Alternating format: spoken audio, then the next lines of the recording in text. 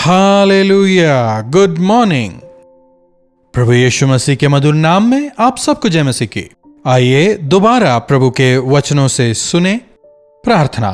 पवित्र पिता, आपका धन्यवाद प्रभु। जब हम आपके नाम से प्रार्थना करते हैं उसमें सामर्थ है।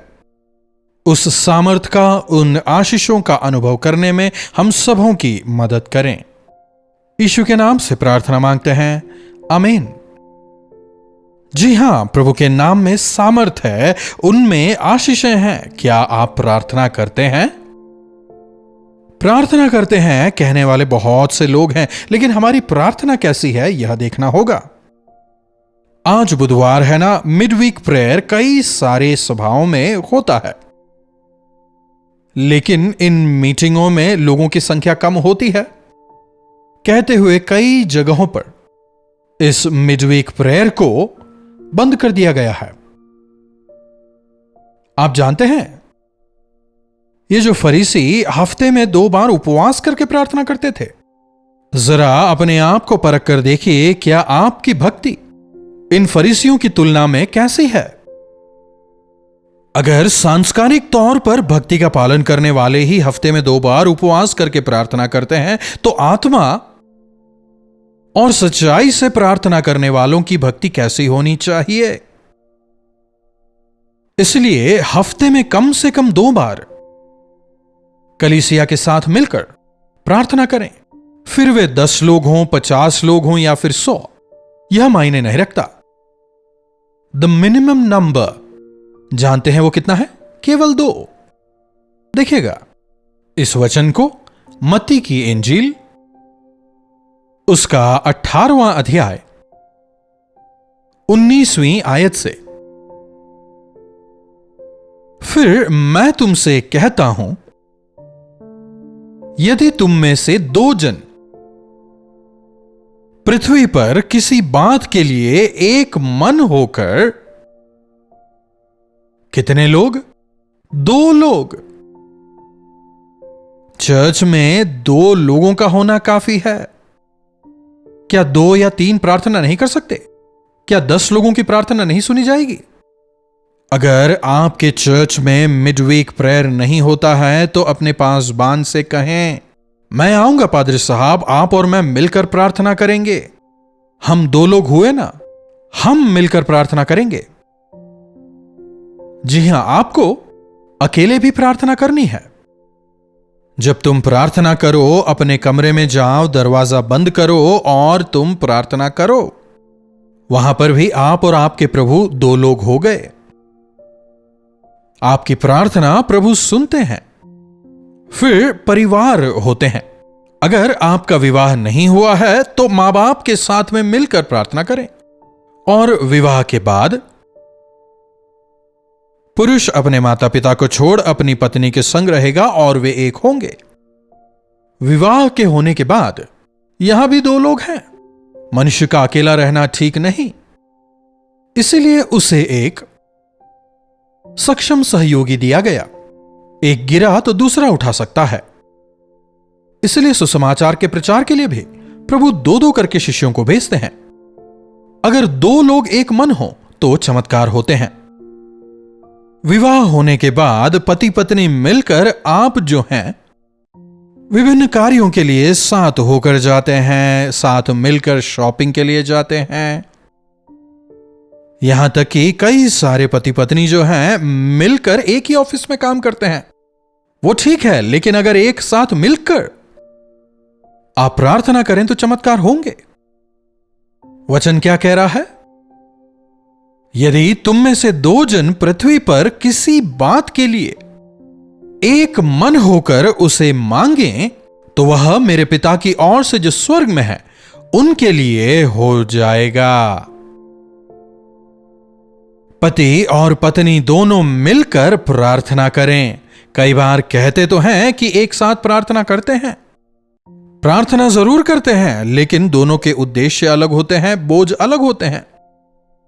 एक उत्तर, दूसरा दक्षिण। अगर ऐसे प्रार्थना करें तो कैसे होगा? ऐसे में आप यकीनन दोनों साथ बैठे जरूर हैं। एक ही समय में एक ही जगह बैठकर आप प्रार्थना जरूर कर रहे हैं। लेकिन आपके मन एक नहीं है। एक मन होकर, एक चित्त होकर आपको प्रार्थना करना है। वचन एकता पर काफी जोर देता है। अगर तुम में से 2 या 3 एक मन होकर कुछ मांगो तो मैं उसे जरूर दूंगा। आज कई दंपति ऐसे हैं, विवाह के कई साल बाद भी उनके बच्चे नहीं हैं। कई लोग प्रार्थना के लिए मुझसे कहते हैं 3 साल हो गए, 5 साल हो गए, लेकिन बच्चे नहीं हैं। पुराने समय में विवाह के पहले साल में ही आस पड़ोस वाले या मां बाप जो हैं वो पूछने लगते हैं। लेकिन आज का माहौल थोड़ा अलग है। जो भी हो, एक पति और पत्नी के तौर पर संतान नहीं हो रहे कहकर आप डॉक्टर के पास गए, आपने बहुत सारा इलाज करवा दिया, लेकिन क्या दोनों मिलकर आपने साथ में प्रार्थना की है? प्रभु हमें संतान दें, उस संतान को हम आप में बड़ा करेंगे। क्या आपने ऐसा वायदा किया? अगर आप दोनों एक मन होकर प्रार्थना करें, प्रभु कहते हैं मैं तुम्हें सब कुछ दूंगा।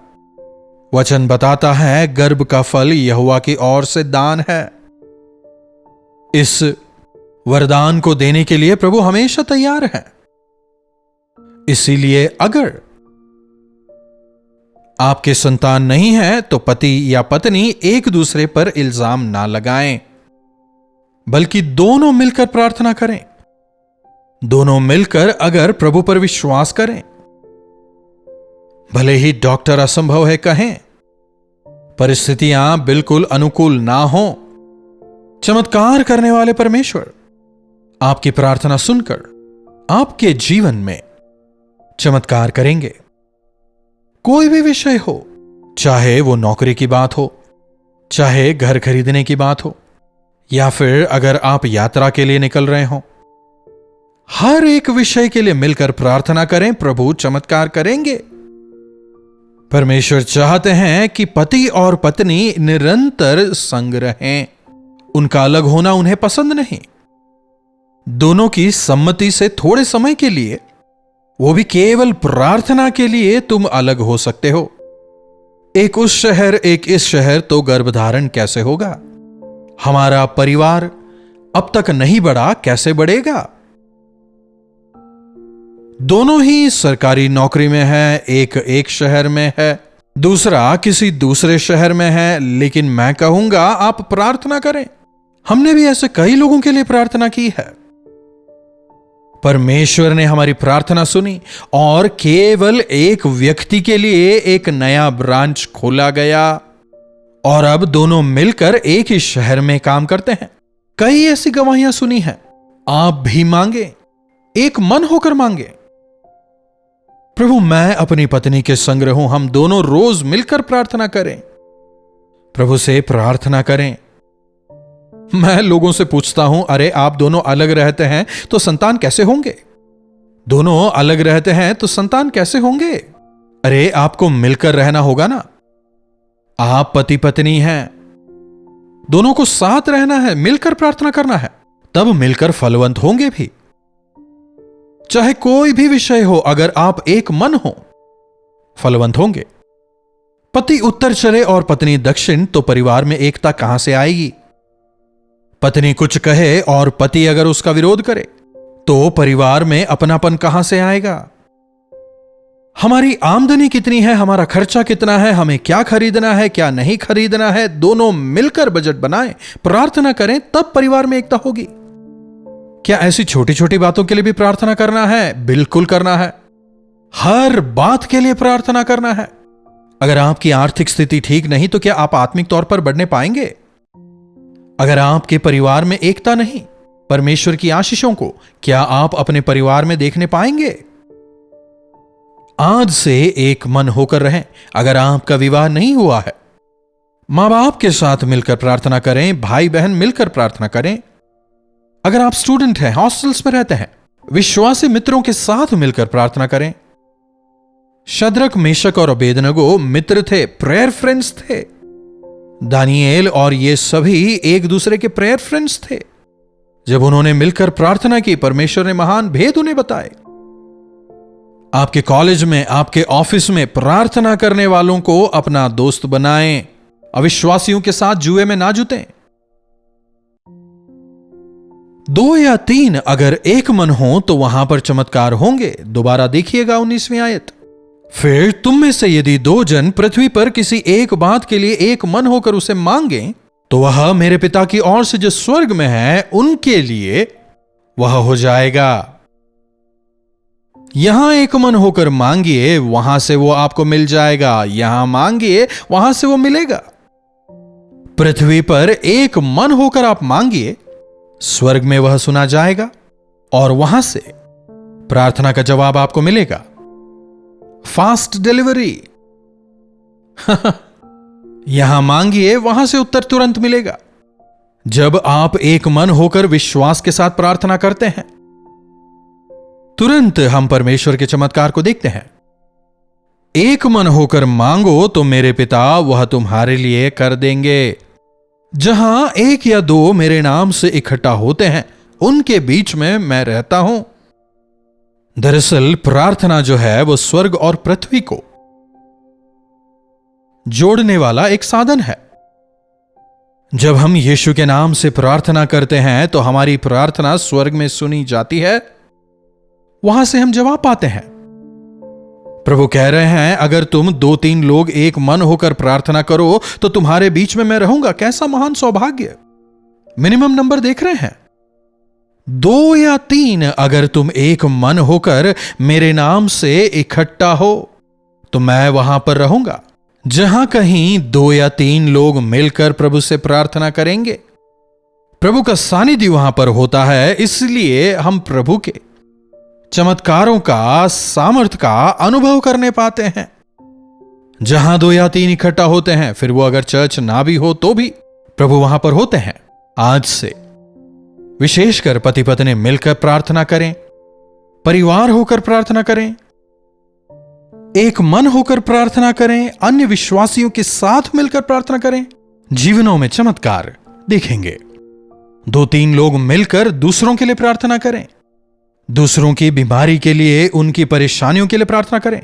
शैतान के बंधनों से वे छुड़ाए जाएं अगर हम उनके लिए प्रार्थना करें, परमेश्वर उन्हें छुड़ाएंगे। यही है विनती प्रार्थना। प्रार्थना को महत्व दें, व्यक्तिगत तौर पर, पारिवारिक तौर पर, कलीसिया के तौर पर। अन्य विश्वासियों के साथ एक मन होकर प्रभु से प्रार्थना करें, चमत्कार देखेंगे। प्रार्थना। महापवित्र पिता परमेश्वर, प्रभु आपके वचनों के लिए आपका धन्यवाद। प्रार्थना को महत्व देते हुए, एक मन होकर प्रार्थना करते हुए आगे बढ़ने में हमारी मदद करें। एक विश्वासी के लिए प्रार्थना ईंधन के समान है। प्रार्थना हमारे लिए कितना अधिक आवश्यक है।